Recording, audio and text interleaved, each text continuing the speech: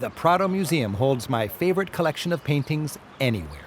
The paintings give an eye-pleasing overview of Spain's rich history, from the Golden Age through its slow fade. In the 1500s, Spain was Europe's superpower, flush with gold from newly discovered America, and ruled by this man, Emperor Charles V. Here, the great Venetian artist Titian portrays Charles as he was, the most powerful man in the world.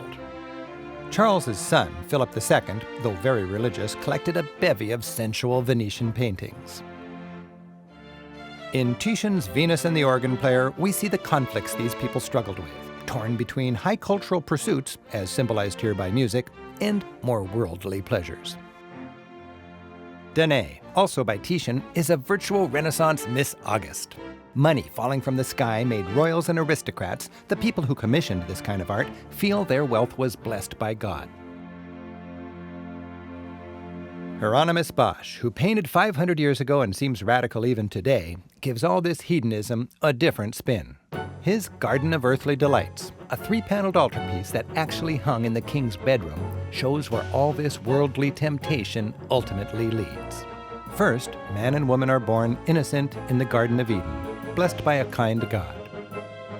Then, foolish people chase after earthly delights, a pursuit that is ultimately a vicious cycle. They're lured by the world's pleasures. Eating, drinking, sex. Two lovers are suspended in a bubble, and in the third panel, the bubble pops. These party animals are heading straight to hell, a burning post-apocalyptic wasteland where sinners are led off to eternal torment. Every sinner gets his just desserts. Gluttons are themselves consumed. Good-time musicians are tortured by their own instruments. Gamblers have their party forever crashed. And a lecher gets sexually harassed by a pig-faced nun. In the center of it all, a face peers out of this bizarre nightmare. A self-portrait of the artist, Bosch. Starting in the 1600s, Spain entered a long, slow period of decline. But its wealthy court continued to finance great art. Perhaps the most loved painting in all the Prado is Las Menenas by Diego Velázquez. Velázquez takes us behind the scenes as he paints a portrait of the king and queen. The artist paints himself at work, along with the princess who's watching her mom and dad pose. She's joined by her servants, the Meninas. In this wonderfully 3D painting, the unique perspective is that of the king and the queen as they pose. In fact, they can be seen in the mirror at the back of the room. By 1800, Spain was no longer a world power, but it continued to produce great artists. Francisco de Goya was Spain's official court painter. He dutifully portrayed the king and the queen in all their royal finery. But many see Goya becoming disenchanted with his patrons. Here in these vacant faces, he reveals the ineptitude of the royal family. Goya's painting, called The 2nd of May, recalls how Spain hoped the ideals of revolutionary France would spread, bringing democracy to Spain. But when Napoleon invaded, their hopes were dashed. On May 2nd, 1808, Madrid's working people staged a protest. French soldiers, with their Egyptian mercenaries, slashed through the crowds and arrested the ringleaders. The next day, this painting's called The 3rd of May, the French began reprisals. Ignoring the rebels' passionate pleas, a faceless firing squad mows them down without mercy. Goya, disillusioned by all the senseless violence, portrayed common people as the victims of war. El Greco-philes will want to visit Toledo's Santa Cruz Museum. Originally an orphanage and hospital, today its wards house 16th century art, including a superb collection of El Greco paintings. His work mixes influences from all three of his places of residence: icon-like faces from his Greek homeland, bold color and twisting poses from Italy, and the almost mystical spirituality from Catholic Spain. El Greco painted supernatural visions, elongated saints stretched between earth and heaven. He painted souls, not bodies. Faces flicker like candles. Thoroughly modern in its disregard of realism, his art feels contemporary even today.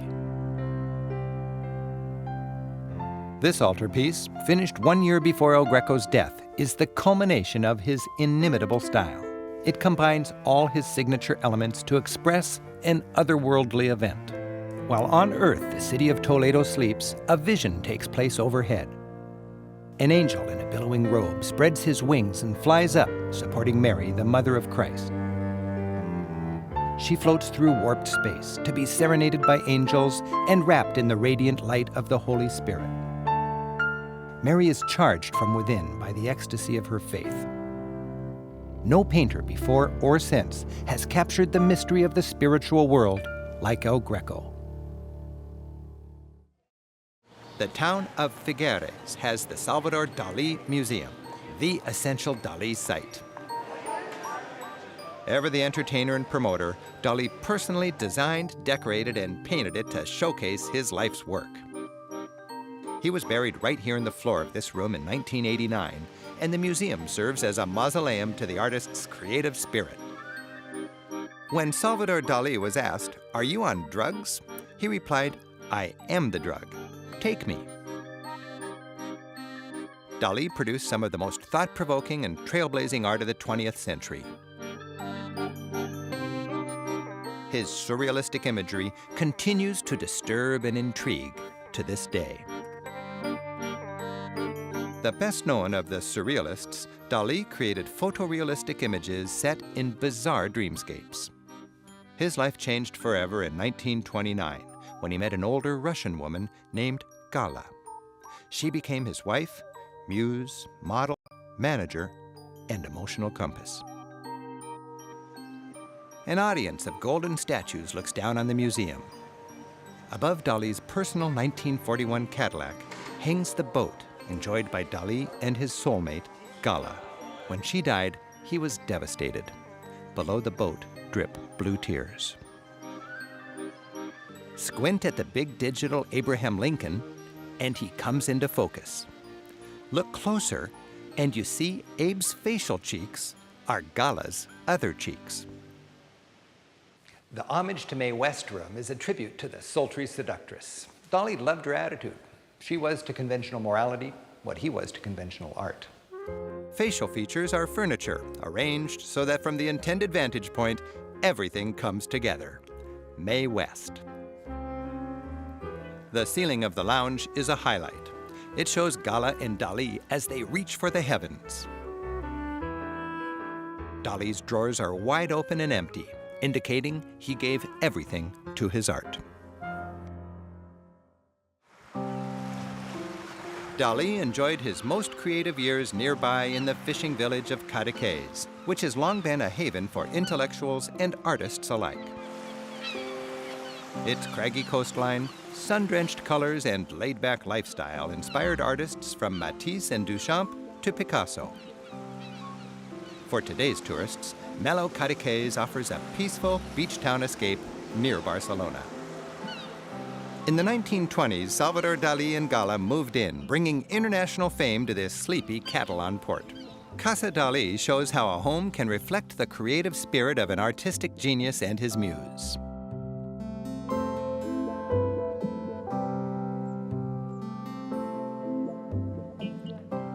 His studio was equipped with an innovative easel. It cranked up and down to allow the artist to paint while seated, as he did 8 hours a day. The bohemian yet divine living room comes complete with a mirror to reflect the sunrise onto their bed each morning.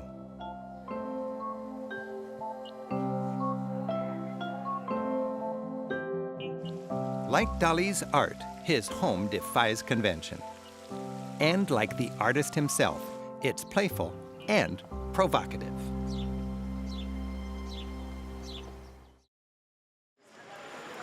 And nearby, filling 5 grand old mansions, is a highlight for many visiting Barcelona, the Picasso Museum. Since Pablo Picasso spent his formative teenage years here in Barcelona, this is the best collection of his early art anywhere.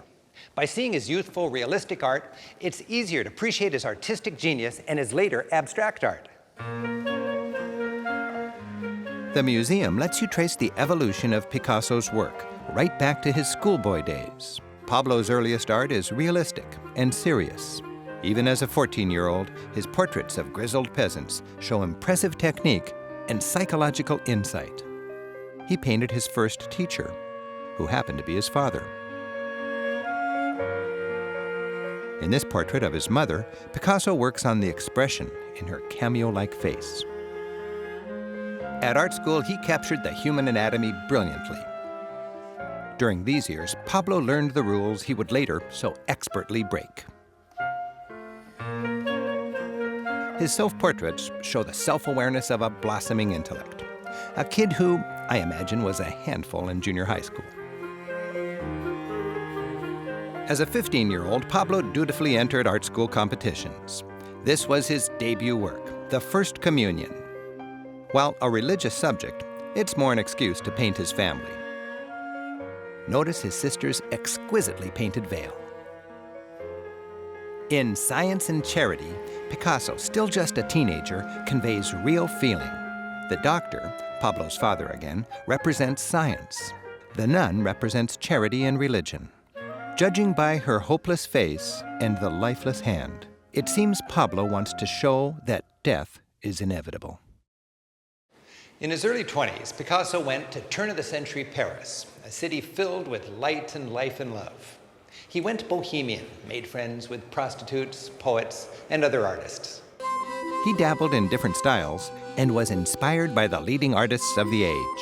He painted impressionist landscapes like Monet, posters like Toulouse-Lautrec, still lifes like Cézanne, and garishly colored Fauvist works like Henri Matisse. But later, the suicide of his best friend and his own poverty led Picasso to his blue period. He produced lots of blue paintings, which matched his mood. By this point, Picasso has developed a distinct style of his own, painting not what he sees, but what he feels. Despair, a touching portrait of a mother and child, captures the period well. Eventually emerging from his blues, Picasso enjoyed a long, innovative, and prolific career as a mature artist, freed from boring realism and the constraints of convention. All his life, Picasso said, paintings are like windows open to the world. These canvases, painted when the artist was in his 80s, show the joys of the sun-splashed French Riviera.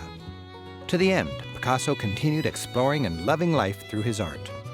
As a child, he was taught to paint as an adult. And as an old man, he declared he had learned to paint like a child.